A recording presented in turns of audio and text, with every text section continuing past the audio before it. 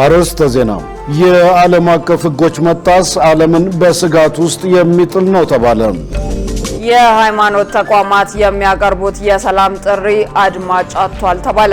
ከውጭ የሱዳን የሕክምና ቡድን በካርቱም ዳጉን በተሰኘ በሽታ ወረርሽኝ 39 ሰዎች መሞታቸውን አስታወቀም።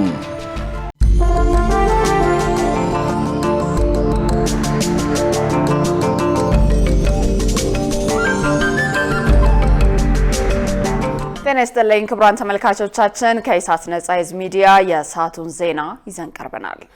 ትዕግስት ተስፋዬና እኔም ደረጀ ይልማ ዜናውን ወደ እናንተ እናደርሳለን። ለምልክት ቋንቋው ደግሞ ዳዊት ጎሳይ አብሮናል። የዓለም አቀፍ ሕጎች መጣስ ዓለምን በስጋት ውስጥ የሚጥል ነው ተባለ።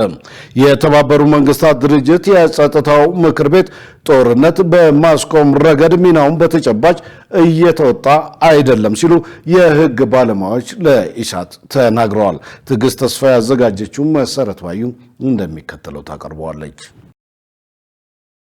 የዓለም አቀፍ ሕግ ለማስጠበቅ የተቋቋመው የተባበሩት መንግስታት ድርጅት በሀያላን ሀገራት ጫና ውስጥ ወድቋል ሲሉ የሕግ ባለሙያዎች ለኢሳት ተናገሩ። ይህንንም ተከትሎ የዓለም አቀፍ ተቋማት ዓለም አቀፍ ሕግ ማስከበር እንዲችሉ ምን ይጠበቃል ሲል ኢሳት የሕግ ባለሙያዎችን ጠይቋል። የሕግ ባለሙያው ካሳሁን ሙላቱ በሰጡት ምላሽ በአሁኑ ወቅት እንደተባበሩት መንግስታት ድርጅት ባሉ ዓለም አቀፍ ተቋማት ውስጥ የሕግ መሸርሸርና መጣስ በስፋት እየታየ መሆኑን ተናግረዋል። እንግዲህ ለዓለም አቀፍ ሕግና ስርዓት እንደ መሰረት የሚቆጠሩ ዓለም አቀፍ ተቋማቶች አሉ። ከነዚህ ውስጥ ዋነኛው የተባበሩት መንግስታት ነው። ይሄን ነው እሱንም የሚያቋቋመው የዩኤን ቻርተር እንደ አንድ ዓለም አቀፍ የህግ መሰረት ሆኖ ያገለግላልና በዚህ ላይ እንግዲህ የሌሎችን ሀገራት ሉዓላዊነት ማክበር የሚደረጉ ግንኙነቶች በሀገራት መካከል የሚደረጉ ግንኙነቶች በመከባበር በእኩልነት በፍትህ እና በፍላጎት እንደሆነ ነው እና በተለይ ኃይልን የመጠቀም የማስገደድን አማራጭ የማይቀበል ቻርተር ነው፣ ህግ ነውና ነገር ግን ይሄ እየተሸረሸረ ነው የሚመጣው። እየመጣ ያለው በተግባርም እየታየ ያለው ነገር ይሄ ነው።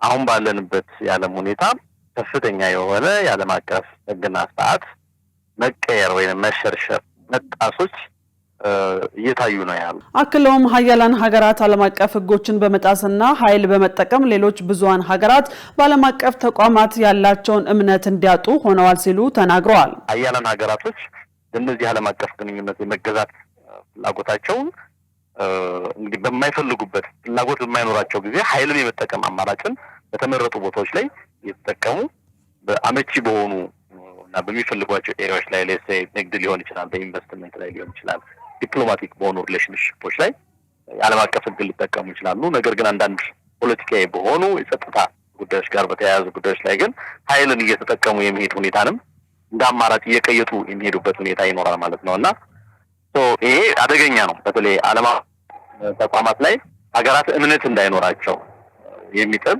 የተቋማቱንም የማስፈጸም አቅምም የሚገዳደር ነውና ተሰሚነታቸውንም የሚቀንስ ከፍተኛ ጉዳት ያደርሳል። ሌላኛው የህግ ባለሙያ ነብዩ ምክሩ በበኩላቸው የተባበሩት መንግስታት ድርጅት በሀገራት መካከል የሚከሰቱ አለመግባባቶችና ጦርነቶችን በማስቆም ተጨባጭ ሚና እየተወጣ አይደለም ብለዋል። ዩኤንስ ሚናው ምንድን ነበረ ብለን ብናይ ዩኤን ተጨባጭ ሚና ጦርነትን በማስቆም ረገድ ምን ተጨባጭ ሚና አለው? ከእልቂት በኋላ ሰላም አስከባሪ ምናልባት ሲያሰፍር እናያለን፣ ግን ቀድሞ በመከላከል ረገድ ያስቀረው ጦርነት አቅምም አለው የማስቀረትም ብዬ አላምንም። እኔ በግሌ ምናልባትም ከጦርነቶች በኋላ ሀገራት ብዙ ጉዳት ከደረሰባቸው በኋላ የፒስኪፒንግ ሚሽን ሲወጡ እናያለን፣ ሲወጣ አይተናል። ይሄንን እንደ አንድ ኦርጋናይዜሽን እንጂ ያስቀራቸው የሰላም ስምምነቶችን አስፈርሞ ጦርነትን ሲያስቆም ሲከላከል ያየንበት አጋጣሚ ብዙም የለም። ስለዚህ አሁንም ቢሆን በዩኤን ላይ እምነት ሊኖረን አይገባም። ዩኤን ማለት የተወሰኑ በተለይም የአሜሪካን ፖሊሲ አስፈጻሚ ነው ብለን ልንይዝ ከምንችል በስተቀር ሲከላከልም ሲያስቀርም ያየንበት አጋጣሚ የለም። የዓለም አቀፍ ህግ አለመከበርና ተግባራዊ አለመሆን ቀጣዩ የዓለም ስርዓት ምን ሊሆን ይችላል የሚለው የብዙሃን ጥያቄ ነው። የሃይማኖት ተቋማት የሚያቀርቡት የሰላም ጥሪ አድማጭ አጥቷል ተባለ። የሰው ልጅ ከእምነቱ ሲርቅ ሰላሙን በቀላሉ እንደሚያጣ የሃይማኖት አባቶች ገልጸዋል። መሳይ ገዛኸኝ ተጨማሪ አላት።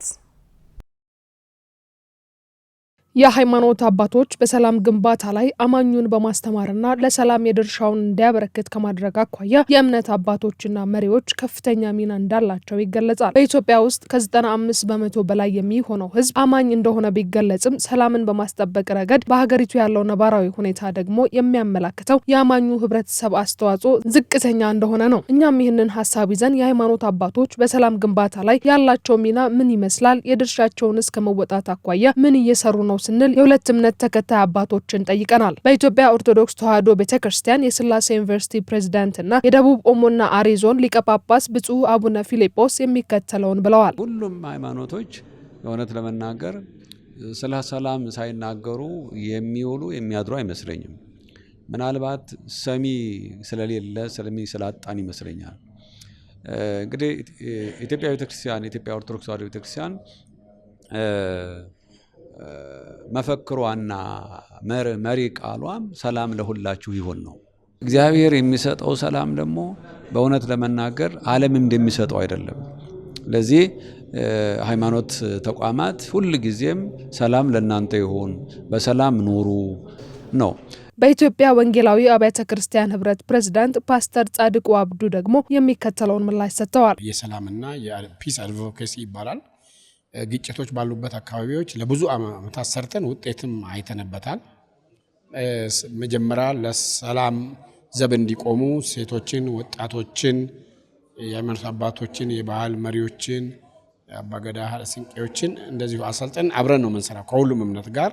አባቶቹ የሰው ልጅ ለሰላም ሊያደርግ ስለሚገባው ጉዳይ የሚከተለውን መልእክት አስተላልፈዋል። የመጀመሪያው ስራ እያንዳንዳችን በገጠር በከተማ ያለን ሰዎች የተማርን ያልተማርን ሁላችንም ወደ ራሳችን እንመለስ ነው የምለው። ሁለተኛውና ሌላኛው ደግሞ ከላይ እስከታች ያለን በኃላፊነት ያለን በሃይማኖት ተቋማትም ፖለቲካውም በማህበራዊ አገልግሎትም ይሁን ሁላችንም ወርደን እታች ያሉትን ሰዎች እታች ያሉትን ምንድነው የጎደለ በዚህ ደግሞ እናተርፋለን የሚሉ በሰላም በማጣት አካባቢ በመረበሽ የኢትዮጵያ ሰላም በመረበሿ እናተርፋለን የሚሉ አካላት ከዚህ ትርፍ አታገኙምና አቁሙ ማለት ነው የምንፈልገው። በየእምነት ተቋማቱ በየሃይማኖት ተቋማት የሚነገረውን የሰላም መልእክት አዳምጡ። በቃ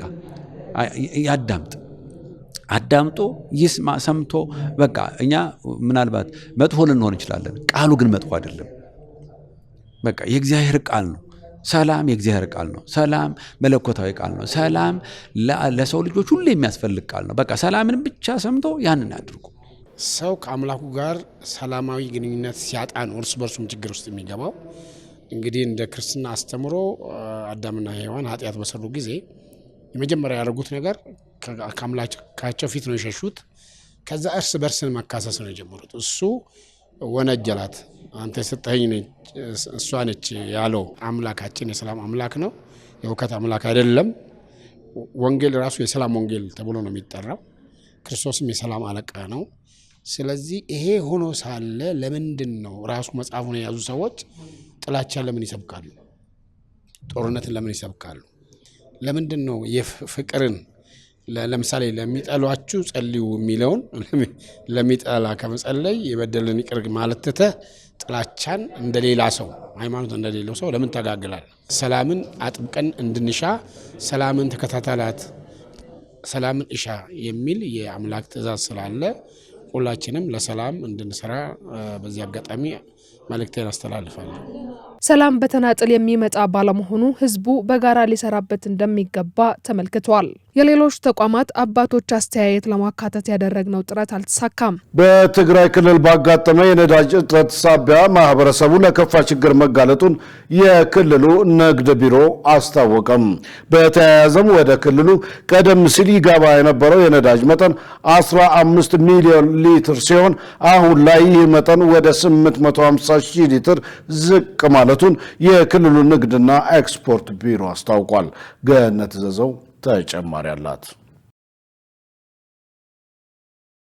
የትግራይ ክልል ንግድና ኤክስፖርት ቢሮ በክልሉ የነዳጅ አቅርቦት ላይ የተከሰተው ችግር አሳሳቢ ሁኔታ ላይ በመድረሱ መፍትሄ እንዲሰጠን ሲል ጥር 2 ቀን 2018 ዓ.ም ለሚመለከታቸው የፌዴራል ተቋማት በደብዳቤ ጠይቋል። ኢሳት ይህን መነሻ በማድረግ በክልሉ ያለው የነዳጅ አቅርቦት ምን ይመስላል ሲል የክልሉን ንግድና ኤክስፖርት ቢሮ ጠይቋል። በቢሮው የህዝብ ግንኙነት ዳይሬክተር ተክልሽ ገብረ ህይወት ወደ ክልሉ ይገባ የነበረው የነዳጅ አቅርቦት ላለፉት 11 ወራት በመቀነሱ ምክንያት በማህበረሰቡ ላይ ተጽዕኖ ማሳደሩን ተናግረዋል። ለክልሉ ቀደም ሲል የነበረው 15 ሚሊዮን ሊትር የነዳጅ መጠን አሁን ላይ ወደ 850 ሺህ ሊትር ዝቅ ማለቱን ተናግረዋል። ከ11 ወር በፊት የቀነሰ በአሁኑ ሰዓት ብሎም ወደ መቆም የደረሰበት ደረጃ ደርሰዋል ማለት ነው እና ወደ ትግራይ የሚገባ ነዳጅ በወር 15 ሚሊዮን ያስፈልገን ነበር ካለን የኢኮኖሚ እንቅስቃሴ አኳያ ማለት ነው 850 ሊትር ነው። ይሄ በፐርሰንት ሲሰላ 7% ብቻ ነው የገባው ማለት ነው። ወደ ትግራይ የሚገባው ነዳጅ መቋረጥና ወደ መቆም ሲደርስ ወደ 11 ወር አስቆጥረዋል ማለት ነው። ቢሮው በክልሉ ያለውን የነዳጅ ችግር ለመፍታት ለሚመለከታቸው የፌዴራል ተቋማት ቢያሳውቅም ምላሽ አለማግኘቱን ኃላፊው አክለው ተናግረዋል። ይህንን ችግር ለመፍታት ወደ 3 እና 4 የሚሆን ደብዳቤ ጽፈናል።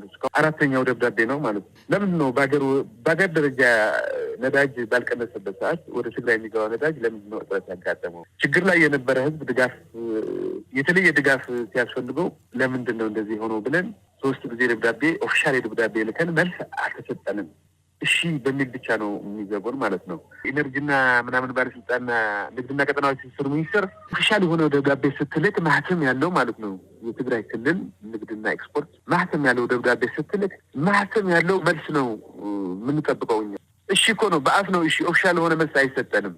ዶክተር ኩሱኮ ነው የጨነቀን። ወደ ክልሉ የሚገባው የነዳጅ መጠን በቂ ባይሆንም የገባውን ነዳጅ ግን ለሚፈለገው ዓላማ ለማዋል ቁጥጥር እየተደረገ መሆኑን አስታውቀዋል። ኢሳት ነጻ የህዝብ ሚዲያም የክልሉን ጥያቄና መረጃ መሰረት በማድረግ ይመለከታቸዋል የተባሉትን የፌዴራል ተቋማት በጉዳዩ ላይ ምላሽ እንዲሰጡን በተደጋጋሚ በእጅ ስልክ ብንደውልና የጽሁፍ መልእክት ብንልክም ምላሽ ለማግኘት አልቻልንም። በመሆኑም እነዚህ ተቋማት ምላሽ ለመስጠት ፈቃደኛ ሲሆኑ በጉዳዩ ላይ ሀሳባቸውን የምናቀርብ ይሆናል።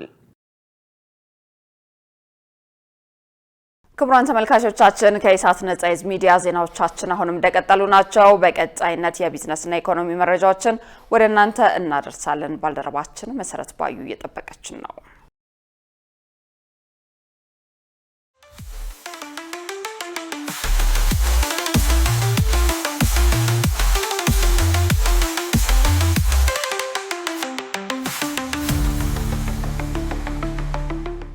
ሰላም ጤና ይስጥልን ውድ ተመልካቾቻችን ከኢሳት ነጻ የህዝብ ሚዲያ የዕለቱን የቢዝነስና የኢኮኖሚ ዜናዎች ይዤላችሁ ቀርቤያለሁ። ከዜናዎቹ ጋር መሰረት ባዩ ነኝ። አብራችሁን ቆዩ።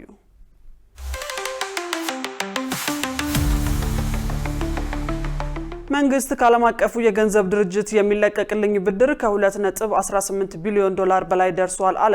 መንግስት በ2016 ዓ.ም መገባደጃ ከዓለም አቀፉ የገንዘብ ድርጅት ጋር በደረሰው ስምምነት መሰረት አጠቃላይ የሚለቀቅለት ብድር ከ2.18 ቢሊዮን ዶላር በላይ መድረሱን አስታውቋል። የኢትዮጵያ ብሔራዊ ባንክና የገንዘብ ሚኒስቴር በትናንትናው ዕለት በጋራ ባወጡት መግለጫ ሀገር በቀል የኢኮኖሚ ማሻሻያ አጀንዳ አፈጻጸም ላይ ወሳኝ ምዕራፍ የሆነው አራተኛው የኢኮኖሚ ማሻሻያ ፕሮግራም ግምገማ በስኬት መጠናቀቁን አመልክተዋል። በግምገማቸውም አፈጻጸሙ ከተገመተው በላይ ጠንካራ ሆኖ መገኘቱ ተረጋግጧል ብለዋል። የተደረገው የኢኮኖሚ ማሻሻያ ካመጣቸው ውጤቶች አንዱ የዋጋ ግሽበት በከፍተኛ ፍጥነት እንዲቀንስ ማድረጉ መሆኑን ገልጸዋል። የዋጋ ግሽበት ወደ ነጠላ አሃዝ መውረዱን የስታቲስቲክስ አገልግሎት ከዚህ ቀደም ማስታወቁ አይዘነጋም። ጠንካራና ቀጣይነት ያለው የኢኮኖሚ እድገት መመዝገብ የተሻለ የበጀት ዲሲፕሊንና የውጭ ምንዛሬ ክምችት በቋሚነት እያደገ መምጣቱ የሪፎርሙ ውጤቶች ናቸው ተብሏል። 13100 ኩንታል ደረጃውን ያልጠበቀ ጨው በቁጥጥር ስር ዋለ። በህብረተሰብ ጤና ላይ ከፍተኛ አደጋ ሊያስከትል የሚችልና ጥራቱን ያልጠበቀ ከ13100 ኩንታል በላይ ጨው በቁጥጥር ስር መዋሉን የኢትዮጵያ ምግብና መድኃኒት ባለስልጣን አስታውቋል። የባለስልጣኑ ምክትል ዋና ዳይሬክተር ነጋሽ ስሜ ለመገናኛ ብዙሃን በሰጡት መግለጫ እንደተናገሩት ምርቱ በቁጥጥር ስር የዋለው ባለስልጣኑ ከሚመለከታቸው አካላት ጋር በመተባበር ባከናወነው የተቀናጀ ክትትል ነው። አፋር አፍዴር ወለላና ባርዋቂ የሚል የአምራች ስያሜ የተለጠፈባቸው እነዚህ የጨው እሽጎች ብሔራዊ የአዮዲን ይዘት መስፈርት የማያሟሉ መሆናቸውን ዳይሬክተሩ ገልጸዋል። በተጨማሪም ምርቱ ለምግብነት ከመቅረቡ በፊት ሳይታጠብ ለገበያ የቀረበና ለሰው ልጅ ጤና ጎጂ መሆኑንም አስረድተዋል። ምርቱም ለገበያ ሳይቀርብ በመጋዘን ውስጥ እንደተከማቸ መያዙን ኃላፊው ገልጸው ህብረተሰቡ የምግብ ምርቶችን ሲገዛ ጥንቃቄ እንዲያደርግ ጥሪ አቅርበዋል። የግብይት ስርዓቱን በማዘመን የኑሮ ውድነቱን ለማረጋጋት እየተሰራ መሆኑ ተገለጸ። በኮምቦልቻ ከተማ በ120 ሚሊዮን ብር የተገነባው የገበያ ማዕከል ተመርቋል። የንግድና ቀጠናዊ ትስስር ሚኒስትር ዶክተር ካሳሁን ጎፌ በዚሁ ምረቃው ወቅት እንደተናገሩት በሀገር ደረጃ በተበታተነ መንገድ የሚደረገውን ግብይት በማሰባሰብና ስርዓቱን በማዘመን የኑሮ ውድነቱን ለማረጋጋት እየተሰራ ነው ብለዋል። በተጨማሪም ገበያዎችን ማልማት፣ ይዞታቸውን ማስከበር እንዲሁም ደረጃቸውን በማሻሻል ምቹ ሁኔታ ለመፍጠር ጥረት እየተደረገ መሆኑን ገልጸዋል። በከተሞች በቅዳሜና እሁድ ገበያዎች ምርት በተመጣጣኝ ዋጋና በቅናሽ እንዲቀርብ የተጀመረው ስራ ተጠናክሮ ይቀጥላል ብለዋል። በኮምቦልቻ የተመረቀው የገበያ ማዕከልም የዚሁ አካል መሆኑን ጠቅሰው ስራው በሌሎች ከተሞችም መስፋት እንዳለበት አሳስበዋል። በምክትል ርዕሰ መስተዳድር ማዕረግ የአማራ ክልል ከተማ ልማት ዘርፍ አስተባባሪ ዶክተር አህመዲን መሐመድ በበኩላቸው የክልሉን ሰላም ከማጽናት በተጓዳኝ ለሰው ተኮር ፕሮጀክቶች ትኩረት ተሰጥቶ እየተሰራ ነው ብለዋል። በተለይ ገበያን በማረጋጋት የኑሮ ውድነቱን ማቃለል እንዲቻል የገበያ ማዕከላትን የማስፋፋት ስራ እየተከናወነ መሆኑን ገልጸዋል። ውድ ተመልካቾቻችን አሁን ደግሞ በዕለቱ በተመረጡ ባንኮች ያለውን የውጭ ምንዛሬ ዋጋና የብሔራዊ ባንክ የወርቅ ግብይት መረጃ ተከታትለን እንመለስ።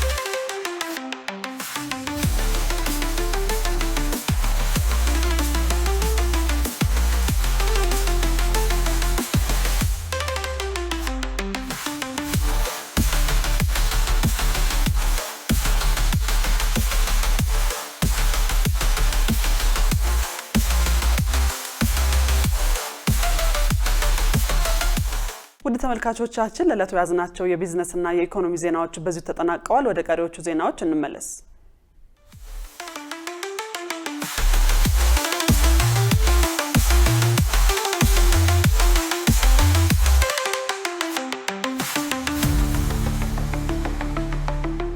ክቡራን ተመልካቾቻችን ከኢሳት ነጻ ሚዲያ ዜናዎቻችን አሁንም እንደቀጠሉ ናቸው። በቀጣይነት ወደ ውጭ ዘገባዎች እናመራለን።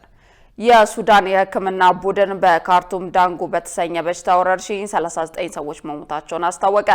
በተያያዘ ዜና በሽታው የተባባሰው የሀገሪቱ የጤና ሚኒስቴር ካለፈው ዓመት ጀምሮ በ284 ሆስፒታሎችና የጤና ማዕከላት አገልግሎት መስጠት በማቆሙ ነው ተብሏል። ሸሪፍ ኢማም ተጨማሪ አለው።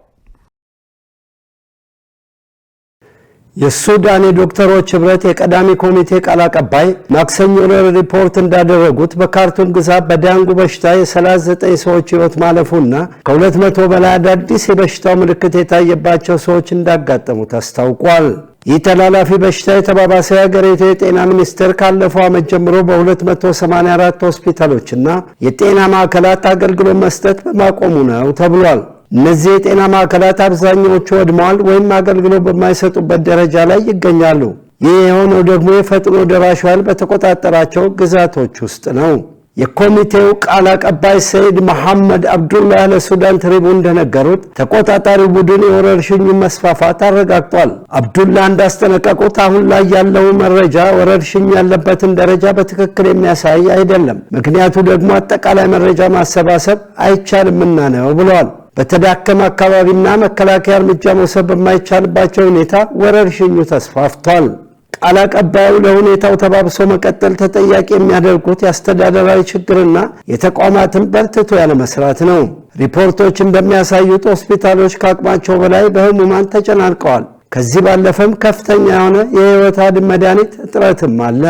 የዳንጉ ትኩሳትና የወባ በሽታ በአንድነት የመከሰታቸው ሰበብ የአካባቢ መሰረተ ልማት እጥረት እንደሆነ ይነገራል። በዚህም የቆሻሻ ክምችት፣ የፍሳሽ ቆሻሻ መብዛት፣ በየቦታ የሚገኝ የታቆረ ውሃና በውሃማ አካባቢ ወባ በመራባቱ ነው። የጤና ኃላፊዎች ይህ ችግር በክረምቱ ወቅት ይበልጡን ደግሞ ተፈናቃዮች ባሉበት አካባቢ የከፋ ይሆናል እያሉ ነው። እስካሁን ባለው መረጃ መሰረት ከተፈናቃዮች መካከል 2576 ሰዎች በወባ መያዛቸው ተመዝግበዋል።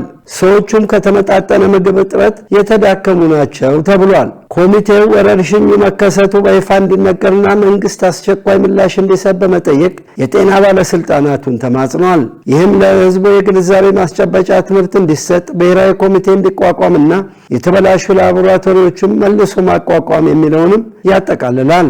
በዲሴምበር ወር በኖርዌይ ቤተክርስቲያን እርዳታና ዓለም አቀፍ ሕክምና ቡድን ባደረጉት ጥናት መንግስት በካርቱም ለጤና ተቋማት የሥራ ማስኬጃ የሚያደርገው ድጋፍ 10% አይበልጥም። ጥናቱ እንደሚያሳየው የጤና ተቋማቱ 70% አንቲባዮቲክ የላቸውም፣ 85% የወባ መድኃኒት የላቸውም፣ 45% ደግሞ ንጹህ የመጠጥ ውሃ አቅርቦት የላቸውም።